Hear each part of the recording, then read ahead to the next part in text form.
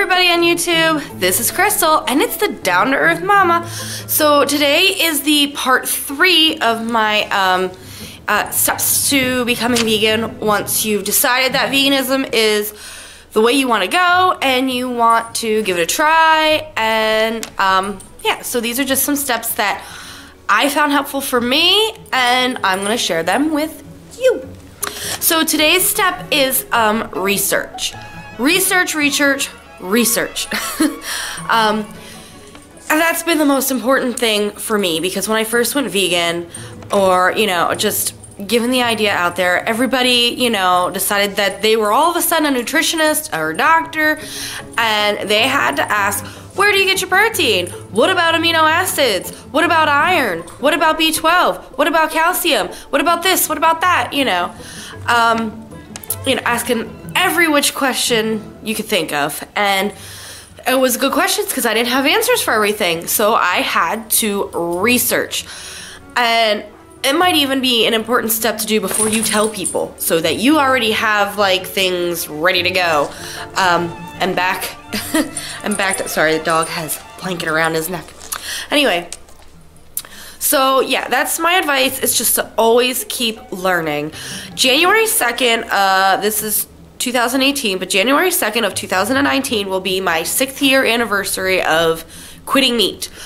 And I'm so excited. 6 years, can you believe it? You know how people say that, you know, you can't live without meat or dairy or whatever, but look at me, 6 years, not 1 ounce of steak, not 1 ounce of chicken, not 1 ounce of fish, none of it. No eggs either, I gave up eggs. And dairy's been very sparse, so it hasn't been heavy in my diet. Like, I don't eat dairy all day, every day. There are weeks I go without eating any dairy products at all whatsoever. Like you said, it's just more like if I'm at somebody else's house or something. But yeah, so 6 years, no meat, no eggs, and extremely small amounts of dairy in my diet, and I'm still standing. You know, I actually even had a wonderful, healthy pregnancy and everything while not eating meat or eggs and very small amounts of dairy. So, I mean, it's possible. And like I said, I just keep learning and researching, and I would like to give you some of the people and the resources that I've found helpful for me, ones that I still keep listening to because they've got great information. Now, I'm not sponsored by anybody or anything. These are just tools that I've used, and they could be wonderful tools for you. Always documentaries. The documentary that I started with was Forks Over Knives. I think that one's fantastic. And I know the more recent one that's gotten a lot of people to go vegan is What the Health. There's tons of documentaries out there. I think there was one on YouTube called Hope. There's Plan to Eat. There is Vegucated. There's so many good ones. I'm really excited for the upcoming Game Changers. I'm still waiting on the actual like release date. They think they're still putting it together, but that's supposed to be about vegan athletes. So, you know, squash the myth that, you know, vegans are weak and I don't know, whatever the word is. And, you know, just to keep, the documentaries are great because people put them together, especially like Cowspiracy.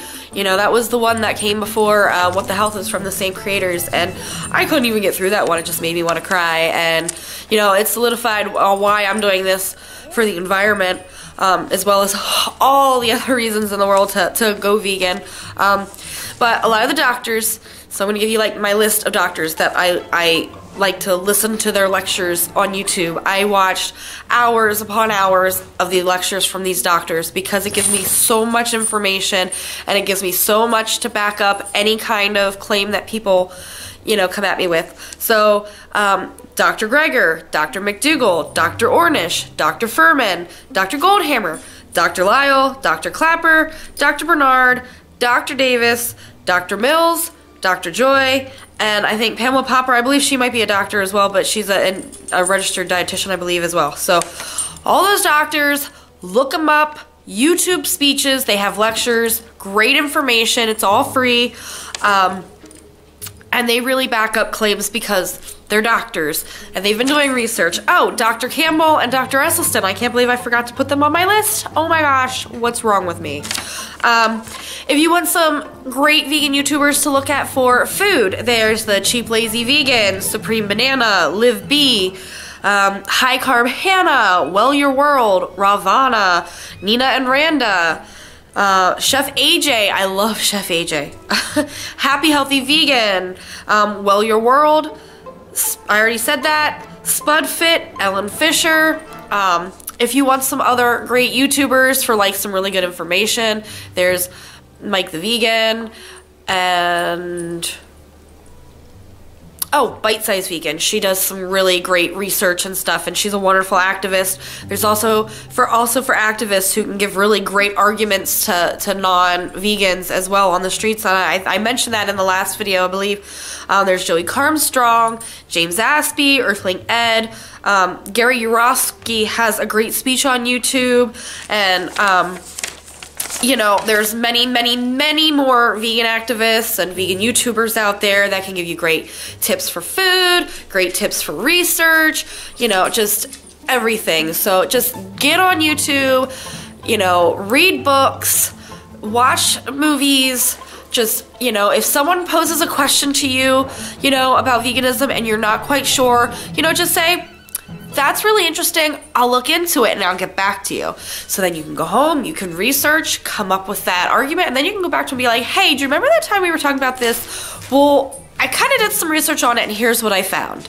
You know, but don't make yourself snarky, please. Remember the last one, don't be preachy. So that's just the best advice I can give for like your final step on being vegan. It's just, no matter how long you've been vegan, 2 months, 2 years, 2 decades, just always keep researching, because there's new information every day. Doctors are finding new research, there's new articles, and it's just so important to keep yourself updated on all the information and more stuff coming in. Just keep your brain going, keep your brain thinking, keep yourself active in your knowledge, and that's the biggest tool that you can have to just keep yourself grounded and thinking like, hey, this is the right path for me, because this is growing so much, and every day more and more people are jumping on the bandwagon and it's coming. So you need to have,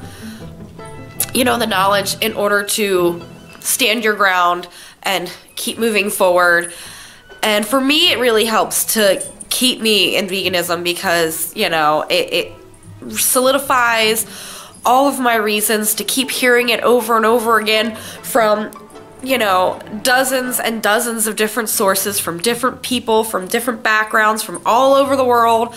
You know, I just find it very helpful for me, and I'm very passionate about it, and I love veganism, you know. And like I said, I know I'm not 100% all the time perfect, but I do what I can to be the best I can in the situations that I'm in. And at home, I do that, and, you know, I do that with my daughter for as much as I can, and so I really believe in the movement, and I hope you do too, and I hope that these tips have been very helpful, and, you know, maybe just to ease your transition to being vegan, or mostly vegan, or even vegetarian, whatever way works for you. If any of these tips have been helpful, please let me know in those comments down below. What did you like? What didn't you like? Give me a big thumbs up if you did like us. Please subscribe. We need it. We need those subscriptions to help us grow and keep making more and more videos for you guys. Yeah, so I will see you next time. Bye, YouTube. Peace out.